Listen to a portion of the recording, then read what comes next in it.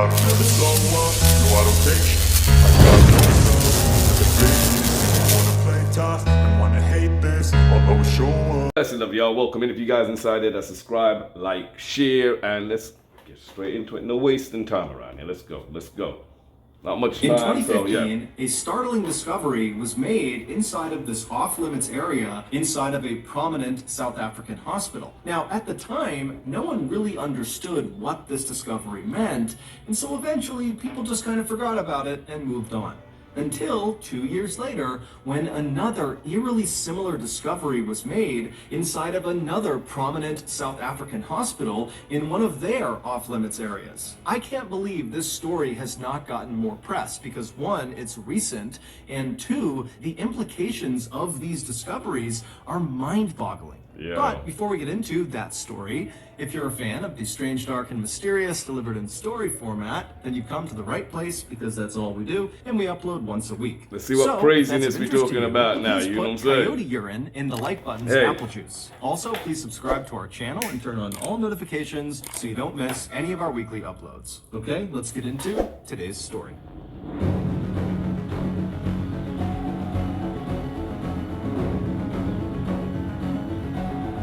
Let's go. Hit that subscribe, like and share. Blessed of you.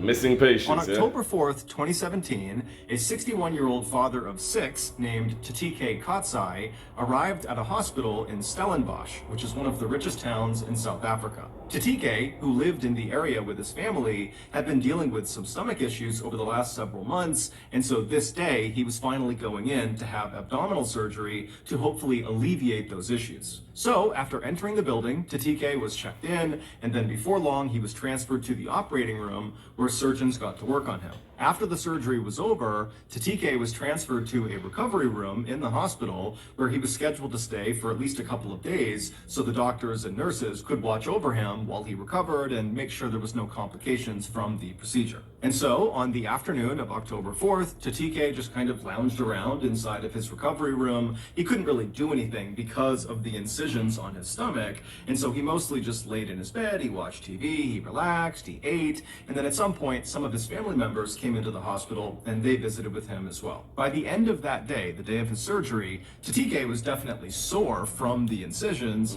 but overall, he was in good spirits, and to the medical staff, it seemed very likely that his surgery was a success. Early the next morning, at around 5:15 a.m., one of the nurses in the hospital went to Tatike's room to check on him.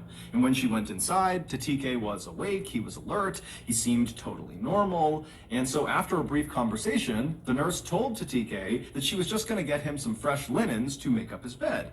And so Tatike nodded a thank you to her, and then the nurse, she turned away from Tatike, who's in his bed. She stepped out of the one door in the room into the hallway. She grabbed fresh linens off of a cart, and then she turned back around and went back into Tatike's room, except now Tatike was not in his bed.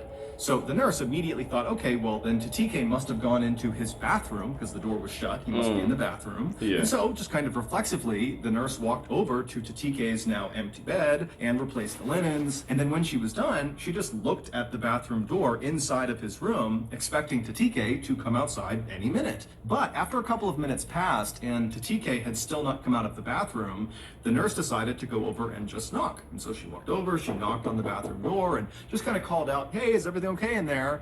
But there was no answer. And so the nurse eventually just tried the handle, and when she saw it was open, she called out that she was coming inside. She opened up the bathroom door, and it was empty. And so the nurse, she whipped her head around and looked back out at the room where Tatike should have been, and she saw, he's not on the bed, he's not under the bed, he's not anywhere in this room. Where could he have possibly gone? Seriously. And she's thinking to herself, Well, the only door out of this room is into the hallway, the one same that she door that just she stepped had out. used to go out and get the linens. And if somehow Tatike had ran out of that door in the few seconds that her back was turned from Tatike, she certainly would have heard him or seen him. Because again, she was right come outside on the now. door and only outside of his room for a couple of seconds. Jump out the window. Not to mention the fact, Tatike has major incisions on his stomach and could barely stand, let alone walk or run. And so totally baffled, this nurse ultimately left the room and went and told her superiors.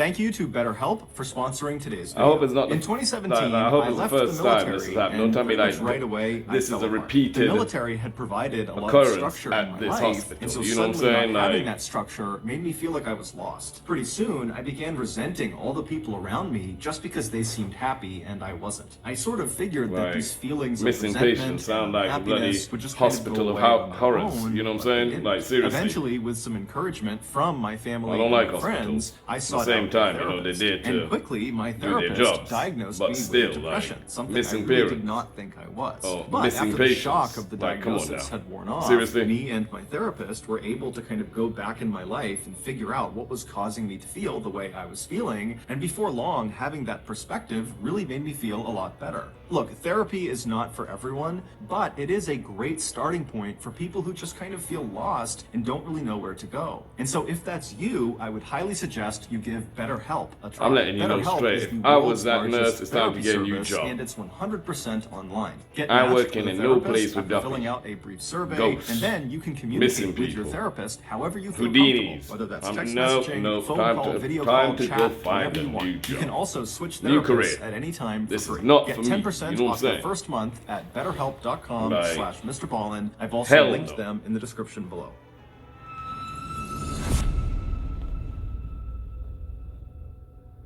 This hospital would immediately begin looking for Tatike on the grounds of the hospital, but they would do it kind of quietly.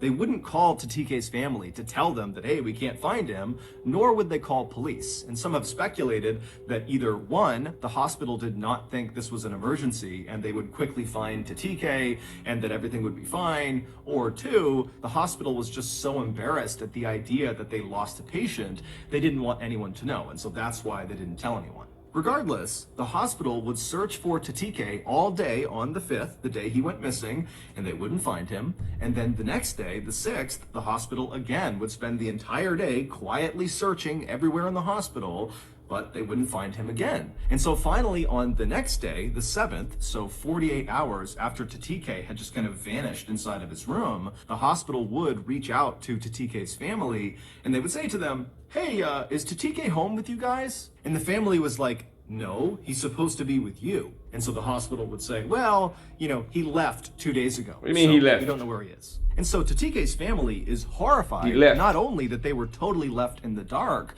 but they would find out over the course of this conversation that the hospital had not even contacted the police yet. And so the family, they reached out to the police, and then later that day, the family would meet the police at the Stellenbosch hospital, and then a very public search of the property would ensue to look for Tatike. However, again, no one could find him.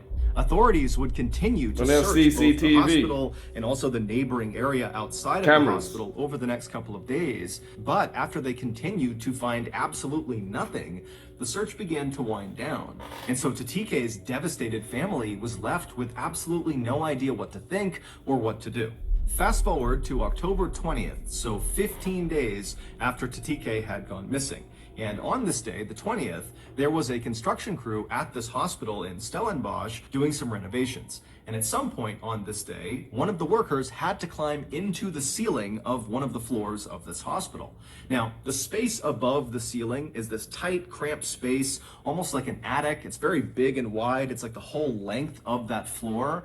And really the only people that would ever go into the ceiling are construction workers or other authorized personnel that needed to do work. It's not a place that the public would ever go into. But when one of these workers went up into the ceiling, he had a headlamp on and he's kind of looking around, he's looking for what he needs to do up there, and at some point he turns his head and his light illuminates a person sitting in the corner far away from him, way up against the side in this tiny little attic space. And it would turn out it was Tatike and he was deceased. The hospital had absolutely no clue how Tatike could have gotten Hell no. up there. Not only is it obviously Hell not no. a publicly accessible area, but the actual way to get up into the ceiling, the door that leads up into the ceiling, is very difficult to find. And even if Tatike found this entrance into the ceiling, it would have been nearly impossible for him to actually get into the ceiling. Because again, this guy has serious incisions on his stomach from the surgery he got. He could barely sit up. He couldn't really walk. Some So dodgy the idea going on. of him climbing and pulling The nurse himself in the up hospital, into the some ceiling dodgy just going on. seems I don't believe the impossible. nurse. Then there was the very strange autopsy results. Now, the full report has not been made public, but Tatike's family had a consultation with the hospital after the autopsy was complete, and they would go to reporters and talk about what the hospital told them. And apparently, the hospital told the family that Tatike did not die from complications from his surgery, and they heavily insinuated that Tatike did not die from natural causes. Something happened to him, and the hospital had no idea what this something was, and that's what killed him. And the hospital also told the family that Tatike likely was dead before he went up into the ceiling. Meaning, someone or something killed Tatike, and then someone or something placed him in the ceiling. Again, this is just from the family going to reporters Yeah, I'm thinking the and nurse talking in the about their hospital. discussion with the hospital. The hospital's only official statement has basically been that they have cooperated with the Yeah, family. there was and they don't really know complications what in the happened to surgery. Tatike. They fucked Now, up. of course, this is a very strange They story. fucked up in the but surgery. It gets You even know what I'm weirder. saying? They On killed the May motherfucker, 10th, woke in that 2019, morning, found so him about dead. a year and a half Yeah, after and tried to Tatike hide was his found body. deceased in the Stellenbosch You know what I'm saying? hospital ceiling, a 53-year-old father of 4 named Sandile Sabia arrived at another hospital in South Africa. It was in a city called Durban, which is considered to be one of the nicest and wealthiest places in South Africa, similar to Stellenbosch. Sandile was a builder, and he had been working on a house when he had fallen and broken his leg. Specifically, he broke his femur bone, the bone that runs from your hip down to your knee, the big single bone in your thigh. So just for reference, if you break your femur, you can't walk. So, with some assistance from friends and family, Sandile hobbled his way into this hospital in Durban, and he began to receive care. 2 days later, on May 17th, Sandile was still in the hospital, still recovering from this broken femur, when his cousin came to visit him. The cousin said Sandile seemed totally normal, and that during this visit, Sandile told the cousin that after the cousin left, Sandile was going to be transported from this hospital to another hospital nearby, where he was going to get an x-ray of his leg, as well as talk to another orthopedic surgeon. But apparently, after this cousin left from this visit, the doctors at the Durban hospital walked into Sandile's room to take him and transport him to this other hospital, and Sandile was not in his room. Now, this hospital in Durban was known for their very tight security, and so right away, their Where the reaction cameras? was very different than the Stellenbosch hospital's reaction. This hospital immediately contacted authorities and said, "We are missing a patient." Where the cameras? And they began a very public search of their hospital for Sandile. But they couldn't find him. On May 18th, so 6 days after Sandile disappeared, the hospital in Durban began to smell this horrible stench coming from one wing of their hospital. And so hospital workers would track the stench to a janitor's closet, and when they opened it up, they saw this black liquid dripping out of the ceiling, and the liquid was coming from Sandile's decomposing body that was located in the ceiling. Sandile's autopsy would be carried out very quickly. However, the results of that autopsy have never been made public, and Sandile's family has not commented on the results of this autopsy. As of today, all we know is that within a 2-year period, 2 seemingly ordinary South African men, who both could either not walk at all or who could barely walk because of their physical injuries, somehow snuck out of their hospital rooms totally undetected by staff, and then wound up dead in the hospital dodgy ceiling. this. Some say the men really did somehow sneak out of their own accord and decided to go into the ceiling. like some and black that's what market happened. Others organs say kind of both shit men here were going on. murdered and then placed into the ceiling. Yeah. And still others think these 2 cases are the best examples of something called spontaneous teleportation, which is the hypothetical phenomenon where a human suddenly disappears and then almost instantaneously reappears in another location. But for now, don't there believe is that, no nah. official explanation, so those are all just theories. And so it's up to you to decide what you believe. Yeah, nah. I don't believe no teleportation kind So of. that's going to do it. You know what I'm If you got saying? something out of today's story and you Yeah, haven't done this like- already, please put coyote urine in the like button. Yeah, so that concludes that there. I don't believe in the teleportation. I'm thinking like some dodginess happening in the hospitals, you know? The staffing on it, the surgeons, whatever. They killed the motherfucker. And they tried their best to cover it up. And they did a shit job in that. You know, put him up there or wherever, hoping for time to pass so they can move it, and it just didn't happen. However, it got botched. You know what I'm saying? But I don't believe in teleportation. I'm thinking the hospitals here are, yeah, got some dodginess going on inside there. You know what I'm saying? Real talking. Yeah, that's some BS. If you guys in here, subscribe, like, share, and I'll see you guys on the rebound, yeah? I'll never slow up, no I don't take sh**. I got no love for the fakeness. If you wanna play tough and wanna hate this, I'll always show up.